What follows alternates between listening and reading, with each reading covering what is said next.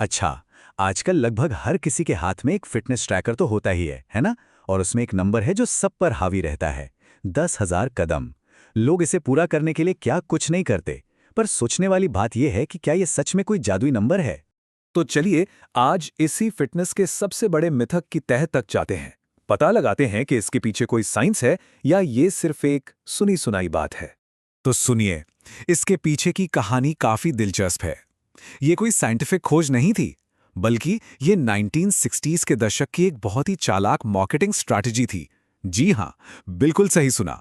तो सवाल उठता है कि ये 10,000 कदम का आइडिया आखिर आया कहाँ से? चलिए इसकी शुरुआत देखते हैं। देखिए, ये सब शुरू हुआ जापान में।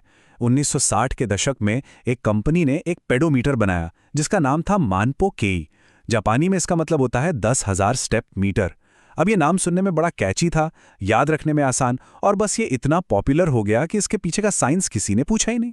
ठीक है, तो अगर 10,000 कदम सिर्फ एक मार्केटिंग का फंडा था, तो फिर असली साइंटिफिक सलाह क्या है? मतलब सेहत के लिए असल में कितने कदम चलने चाहिए? चलिए अब इस पर बात करते हैं। हाल की रिसर्च बताती है कि सेहत से जुड़े फायदे असल में सिर्फ 2800 कदम चलने से ही शुरू हो जाते हैं। हाँ, सिर्फ 2800। इतने से भी किसी भी कारण से होने वाली मौत का खतरा 8% तक कम हो जाता है। ये एक बहुत अच्छी शुरुआत है ना? और अगर बात करें कि सबसे ज्यादा फायदा कितने कदमों पर मिलता है, तो वो नंबर है 8,800। इस आंकड़े तक पहुंचने पर मौत का खतरा सीधा 60% तक कम हो जाता है। मतलब ये तो बहुत बड़ा जंप है। यही सबसे कमाल की बात है। सोचिए, 2,800 से 8,800 कदम तक जाने का मतलब है कि रिस्क 8% से घटकर सीधा 60% कम हो जाता है। ये आंकड़ा सच में सोचने पर मजबूर करता है। तो देखिए, सबसे जरूरी बात यह है कि अगर 10,000 कदम पूरे नहीं हो पा रहे हैं तो टेंशन लेने की कोई जरूरत नहीं है। साइंस कहता है कि 8,800 कदमों के बाद फायदे कोई खास बढ़ते नहीं हैं, तो असली टारगेट इसके आसपास रहना होना चाहिए। अच्छा, अब हमें सही नंबर तो पता चल गया, तो अगला सवाल यह है कि अपनी वॉक को और असरदार कैसे बनाया जाए। चलिए कुछ स्मार्ट तरीकों पर बात करते हैं। जापान के रिसर्चर्स ने एक बड़ा ही कारगर तरीका निकाला है, इंटरवल वॉकिंग। करना क्या है? 3 मिनट तेज चलिए, मतलब इतना तेज कि बात करने में थोड़ी मुश्किल हो। फिर अगले 3 मिनट एकदम आराम से चलिए। बस इस 6 मिनट के साइकिल को 5 बार दोहराना है। कुल 30 मिनट का ये वर्कआउट नॉर्मल वॉकिंग से 2 गुना फायदा दे सकता है। अपनी वॉक को लेवल अप करने का एक और जबरदस्त तरीका है वजन के साथ चलना। कुछ नहीं, बस एक बैकपैक लीजिए, उसमें कुछ किताबें या पानी की बोतलें डालिए और निकल पड़िए। इससे मसल्स बनती हैं, हड्डियां और जॉइंट्स मजबूत होते हैं। अपने बॉडी वेट का करीब 10% वजन लेकर हफ्ते में 1 घंटा चलना एक बहुत अच्छा टारगेट है। अब मान लीजिए किसी के पास टाइम की कमी है या फिर चलना ही पसंद नहीं है, तो क्या करें? उसके लिए भी एक बहुत पावरफुल तरीका है। इसे कहते हैं एक्सरसाइज स्नैक्स। ये क्या होता है? ये सिर्फ 20 सेकंड की हाई इंटेंसिटी एक्सरसाइज होती है जिसे दिन में बस कुछ बार करना होता है।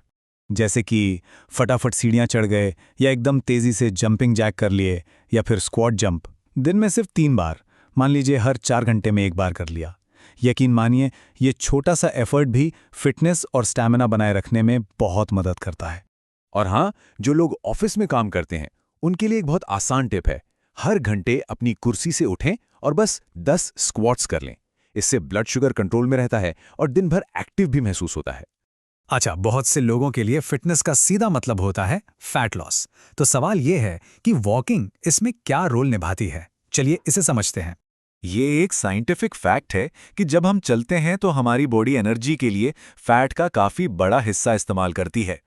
लेकिन यहाँ एक बहुत जरूरी बात है जिसे समझना होगा।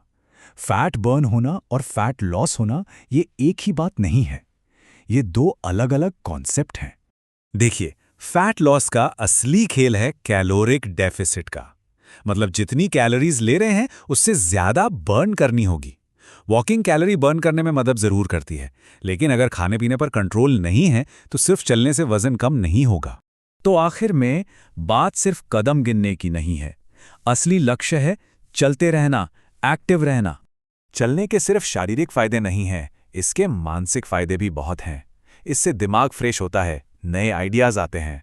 और एक और कमाल की बात, हर खाने के बाद सिर्फ 10 मिनट टहलना ब्लड शुगर को कंट्रोल करने का एक जबरदस्त तरीका है। अगर दिन में 3 बार ऐसा कर लिया तो लगभग 3000 कदम तो यूं ही पूरे हो गए। आखिरकार हमारा शरीर बना ही मूवमेंट के लिए है, और चलना चलना उस मूवमेंट की बुनियाद है। ये सबसे आसान, सबसे नेचुरल एक्सरसाइज है, जिसे कोई भी कहीं भी कर सकता है। तो अब जब 10,000 कदम का ये मिथक टूट चुका है और असली साइंस हमारे सामने है, तो सवाल यह है कि अगला कदम क्या होगा? चाहे वो 2800 कदम हो, इंटरवल वॉकिंग हो या फिर हर घंटे कुछ स्क्वाट्स, सबसे जरूरी है पहला कदम उठाना।